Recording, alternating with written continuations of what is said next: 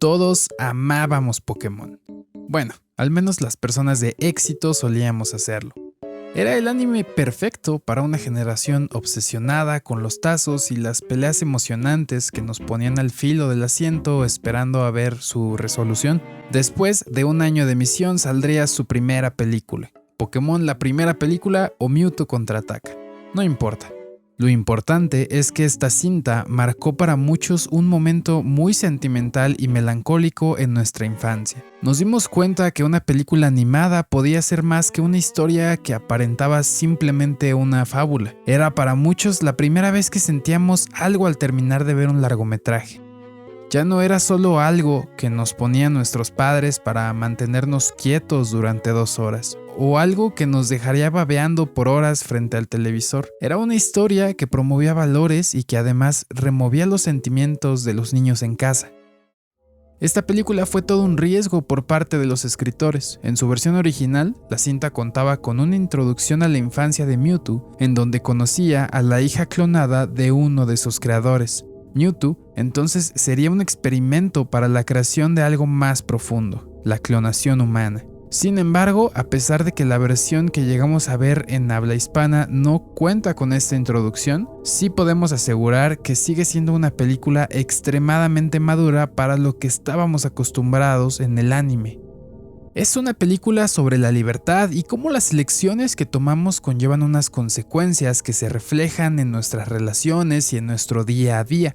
Dicha temática asociada con la libertad se deja ver en los primeros planos de la cinta, con la animación de Mew siendo libre, mientras que Mewtwo está siendo controlado y monitoreado por decenas de humanos. Así que para analizar un poco la filosofía de Mewtwo, vamos a inspeccionar un poco más en la personalidad del legendario Pokémon.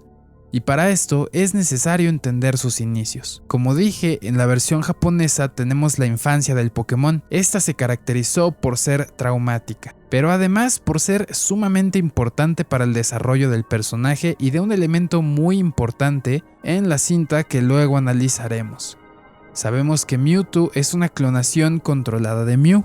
Fue creado con intenciones de ser utilizado como un arma para la conquista del mundo. En el corto que apareció en la versión japonesa, la infancia de Mewtwo se desarrolla junto con la de otros 3 Pokémon y la hija del científico a cargo de su creación. El científico estaba motivado por traer de vuelta la vida a su hija que había fallecido. Sin embargo, en el proceso, todos, menos Mewtwo, son eliminados debido a que la gestación de los clones necesita de una fuerza de voluntad que solo un Pokémon tan poderoso como Mewtwo posee. Esto es muy importante. Estas lágrimas son la pauta más importante de la película. Mewtwo no conoce la diferencia entre un Pokémon y un humano, solo sabe que ha sido creado artificialmente y esto le provoca ira, pues es así como descubre que no tiene personalidad y que es solo un arma creada por y para la avaricia del hombre. Entonces, la primer premisa que define la filosofía de Mewtwo es: ¿cuál es la diferencia entre un Pokémon y un humano? En la serie, los Pokémon son, aunque suene un poco fuerte, explotados por los humanos. Son entrenados y enfrentados contra otras especies para el beneficio de sus entrenadores. A decir verdad, la mayoría de los entrenadores Pokémon son unos idiotas. Y la introducción a Mew en la cinta sirve para darle contraste a este sistema que proponen los humanos. Mew es libre, no tiene dueño y se ve muchísimo más feliz que miles de Pokémon con dueño que son maltratados y desgastados día a día en las batallas. Mewtwo ve toda esta injusticia reflejada en Giovanni, el hombre que quiere hacerse cargo de él. A falta de una identidad, accede a ser sujeto de pruebas, pero con el tiempo empieza a notar que solo está siendo utilizado por un humano. Entonces, su primera premisa que representa su filosofía está fuertemente marcada por los humanos. La segunda tiene que ver más con su mente. Como ya expliqué en mi video de David Reimer, las personas al nacer no somos hojas en blanco. Tenemos fuertes cargas genéticas que nos predisponen a un carácter. Hay condiciones biológicas como el sexo que nos otorgan personalidad. Cuando una de estas cargas no está correctamente diseñada, es normal que el individuo desarrolle una disforia. No necesariamente de género, puede ser prácticamente de cualquier cosa. En el caso de Mewtwo tenemos un ser que desde su creación carga con el nombre de un predecesor. Tiene un 2 en su nombre y esto lo molesta. No es auténtico, es una creación originaria de otro ser. No sabemos con qué carácter fue forjado. La película nos indica que más bien la mente de Mewtwo funciona como una red neuronal que aprende de su contexto. En la informática, una red neuronal es un sistema computacional en el que las neuronas de un sistema se enlazan entre sí para desarrollarse sin que un programador les dé forma. En otras palabras, es un sistema que aprende de sí mismo para perfeccionar su diseño. Estos sistemas sirven para que la máquina procese información y la utiliza para un beneficio que la mente humana no podría siquiera comprender.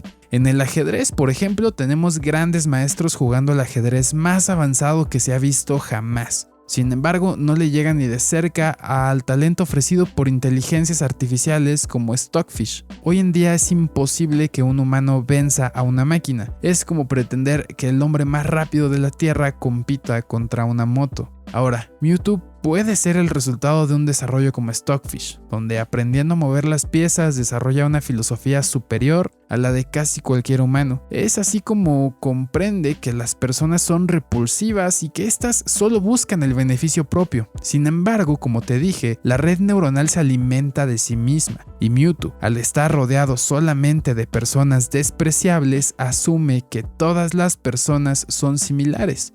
Y es aquí donde entra un importante concepto: Karl Marx.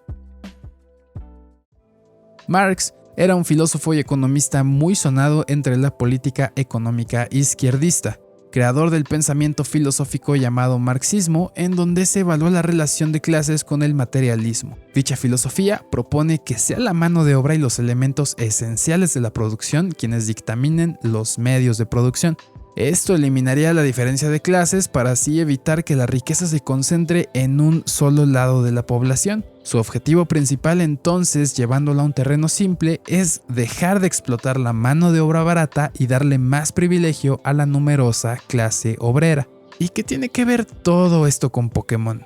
Pues por lo general, como dije antes, los entrenadores Pokémon son unos idiotas. Utilizan a sus Pokémon para un beneficio propio y tienen a estos sometidos a una voluntad, haciéndoles creer que una recompensa justa para todo su trabajo es, no sé, tenerlos en su equipo. Esto es como la teoría de las cavernas. Los Pokémon serían los hombres encadenados a las profundidades de la cueva, creyendo que su realidad consiste en hacer feliz a su entrenador Pokémon. Y aquí está Mew, un Pokémon libre e invencible que goza de todo aquello que los otros Pokémon solo podrían considerar como irreal o fantástico. Entonces, un día llega Mewtwo, ve cómo todos están siendo condenados y quiere hacer algo. Convoca un torneo de entrenadores Pokémon.